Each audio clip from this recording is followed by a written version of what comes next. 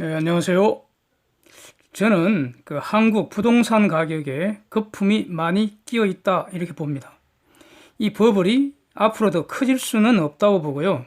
문제는 급속히 거품이 폭발하는가 아니면 서서히 김이 빠져서 꺼지는가 이걸 텐데, 저는 당분간은 바람이 슬슬 빠지면서 거품이 쪼그라들 것으로 보고 있습니다. 그 근거를 함께 나누고자 합니다. 지난 26일에 KDI 한국개발연구원 정책포럼에서 우리나라 주택공급 문제점과 개선 방향 이런 보고서를 발표했습니다. 주된 내용으로 보도된 것은 2015년에서 2017년에 주택 공급이 급증하여서 이러면 금년 말부터 수도권에서 역전세난이 올 거다 이겁니다. 내년 준공 후에 미분양 물량이 3만 호에 이를 것이다 이렇게 예상을 했습니다. KDI에서 이런 주장을 하려면 분명히 어떤 그 계량 경제 모형을 돌렸을 겁니다. 그러면 그 모델의 전제 사실을 추정해서 집어넣어야 합니다.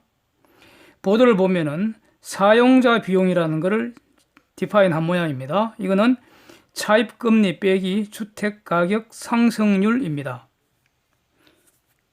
KDI 그 보고서는 이 사용자 비용이 1%라고 가정을 했답니다. 즉, 앞으로 금리 이상으로 주택가격 오르지 않는다는 것을 전제로 하고 있습니다.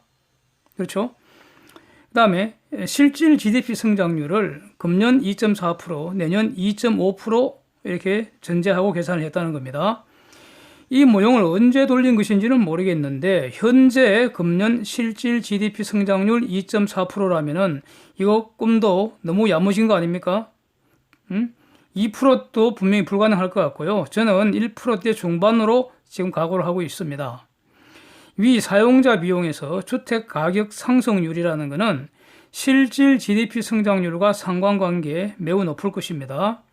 GDP 쪼그라들면 주택 가격 상승률도 쪼그라들 것이고요. 그러면 사용자 비용 증가한다는 것입니다. 차입 금리는 이미 발생한 것이기 때문에 하방 경직성이 매우 높을 겁니다. 그래서 사용자 비용 증가하면은 추가로 많은 문제가 발생할 겁니다. 이거는 하여튼 지금 논점은 아니기 때문에 일단은 이거 다루지 않고 일단 넘어가겠습니다. 일단 지적만 하겠습니다.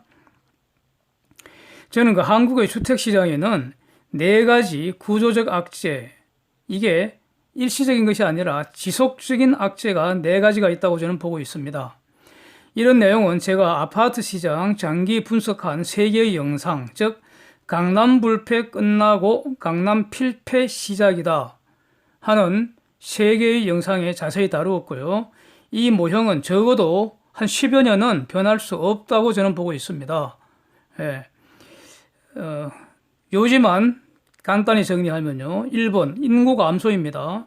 특히 생산 가능 인구 매년 순수하게 감소하는 인구만 40만 명입니다. 이거 앞으로 수십 년 계속 감소를 해야 합니다.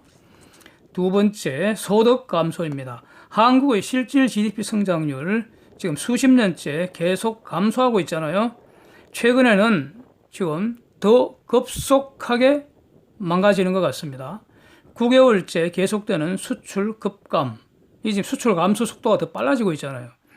미중 무역전쟁, 한일 무역전쟁 이거 다 고려하면은 금년 GDP 실질 성장률 1% 중반대로 추락한 후에 내년 이후에도 쪼그라들어서 장기적으로는 0% 내외에서 정체될 가능성 저는 열어두고 있습니다. 하여튼 소득 감소한다는 겁니다. 인구 감소와 소득 감소는 한국의 주택 시장이 장기적으로 구조적으로 쪼그라드는 그런 구조라고 저는 보고 있습니다. 평가합니다. 세 번째는 가구 수 감소입니다. 아직은 가구 수가 급격히 감소하지는 않습니다. 1인 가구 또는 2인 가구가 늘어나면서 근원적인 가구 수 감소가 연기되는 효과가 있는 것 같습니다. 그런데 이러면 한 5년 이내에 서울도 가구수 본격 감소되리라는 것이 지금 그 전망치입니다. 이건 제가 한 것이 아니고요. 연구기관들에서 이렇게 대체적으로 연구 결과가 발표가 되어 있습니다. 이것은 주택시장의 수요 구조가 변하고 있다 이걸 의미합니다. 네 번째, 주택가격 버블입니다. 버블은 부채 즉 빚을 늘리는 과정에서 발생하고 또 커지게 됩니다. 주택 관련 빚은 크게 두 가지 아닙니까? 소유자에게는 주택담보대출, 주담대라고 약칭하죠. 세입자들한테는 전세담보대출입니다. 전담대라고 하죠. 전담대를 이용한 주택가격 거품 형성과 형성 과정이 바로 갭투기라는 거 아닙니까? 좋은 말로 하면 갭투자고요. 지금까지는 부채가 주택가격을 올려놓았죠. 주택가격이 올랐다는 것은 더 많은 부채를 사용했다는 것입니다. 주담대, 전담대 이 제도가 주택가격의 하방 경직성을 형성하는 데 이제 크게 기여를 하고 있는 것이죠. 그러나 이 부채 즉 레버리지는 본질적으로 고정비용을 발생시킵니다.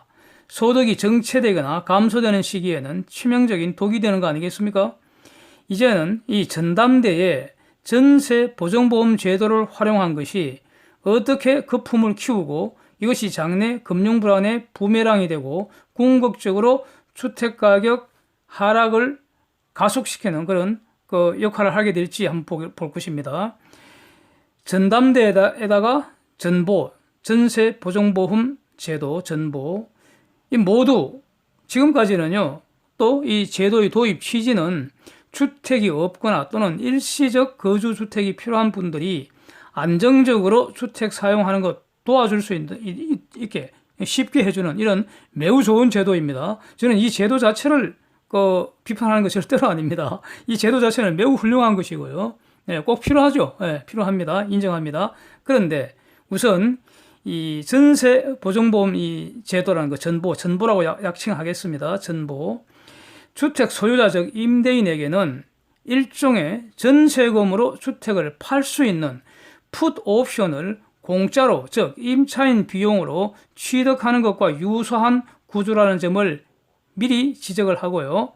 이것이 몰 해처드와 결합하면은 특히 서울과 일부 인기 수도권 빌라업자들에게 어떻게 활용되는지 앞으로 어떤 위험이 잠재되어 있는지 이걸 집중적으로 보려고 합니다. 아주 전형적인 케이스 스타디가 될 것입니다. 동가 아파트 현상이 있습니다. 네. 이미 제가 위 세 가지 영상에서 여러 번 소개한 겁니다. 동가 강남, 동가 아파트. 같은 조건이면 빌라보다는 아파트를 선호하기 때문에 빌라는 아파트보다는 디스카운트 되고 아파트는 프리미엄이 있다는 이 현상입니다. 빌라 건축업자의 비즈니스 모델과 이게 거품 형성 과정을 보면요. 신축 빌라는 주변의 유사 빌라보다도 매매 가격 올리는 것이 용이합니다. 팔리면 좋고요. 안 팔리고 남는 것은 전세로 팔면 됩니다. 전세가 바로 파는 겁니다. 이거. 전세 가격으로 팔아도 남는 장사입니다. 전세 가격으로 팔겠다는 것이 업자의 속마음일 수도 있습니다. 그 속마음 누가 알겠습니까? 예. 빌라 임차인들은요, 아파트 시장에 진입할 수 없는 분들이죠. 이분들은 같은 조건이면 헌집보다 새집을 선호하겠죠.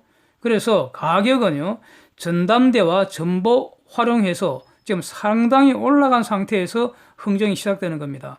특히 신축이면요, 업자들이 임차인들이 현금 보유액과 대출 능력을 따라서 다양한 보증금 대출 조합을 아주 적극적으로 설계를 해주고 있죠. 그래서 매매보다는 오히려 전세에 더 이렇게 집중할 수도 있습니다. 매매나 전세나 업자에게는 같습니다. 임대인은 즉 업자는 전세로 일단 팔고요. 전세 기간 중에 계속 매매를 시도하는 거죠. 팔 수 있는 기간을 확보하는 효과가 있습니다. 팔리면 좋고 안 팔리면 계속 전세 돌리고 상황이 악화되면은 즉 전세 가격이 떨어지거나 깡통 전세가 되면은 그러면 디폴트 선언하면 됩니다. 간단합니다. 즉 전세 보증금 반환 채무를 불이행해버리는 겁니다. 처음부터 약속을 지킬지 말지 선택할 수 있는 구조입니다. 원칙적으로 약속을 어기는 거죠. 채무 불이행은 범죄는 아닙니다. 손해배상의 문제만 남게 되는데 여기서 임대인은 임차인이 전보를 활용할 수 있게 함으로써 채무 불이행 문제도 해결해버리고 보험사에게 위험을 넘겨버리는 겁니다. 주택가격 하락 위험을 보험사에게 떠넘겨버리는 겁니다. 만약 업자가 처음부터 이런 생각을 하였다면 사기죄를 구성할 수도 있을 것인데 이거 입증하는 거 얼마나 어렵겠습니까? 자백하지 않으면 거의 불가능하지 않겠습니까? 임차인도 선택할 수 있는데요. 전세보증금으로 인수하든가 아니면 전세보험금 청구하든가 뭐 이렇습니다. 하여튼 임차인 그 지위는 여기서는 자세히 보지 않겠습니다. 어느 경우나 궁극적으로 주택가격 하락의 위험을 인수하는 자는 전세보증금 그 보험회사입니다. 전세보증보험회사입니다. 즉 업자는 전세 가격의 빌라를 팔아버린 것과 같은 효과입니다. 이거 팔았으니 사업은 성공한 겁니다. 빌라업자가 전세 가격에 팔 수 있는 지위가 바로 풋옵션의 롱 포지션과 유사한 것입니다. 옵션은요, 본질이 수수료 감안하면은 제로 마이너스 게임입니다.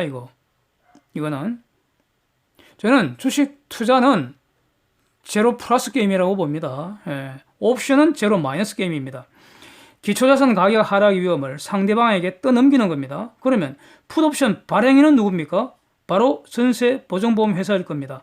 보험료가 일종의 옵션 발행 수수료라고 볼 수 있습니다. 주택 가격이 폭락하면 전세보증보험 회사 경영 위기가 올 수 있는 겁니다. 여기서 전세보증보험을 가입하는 사람, 즉 돈을 내는 임차인입니다.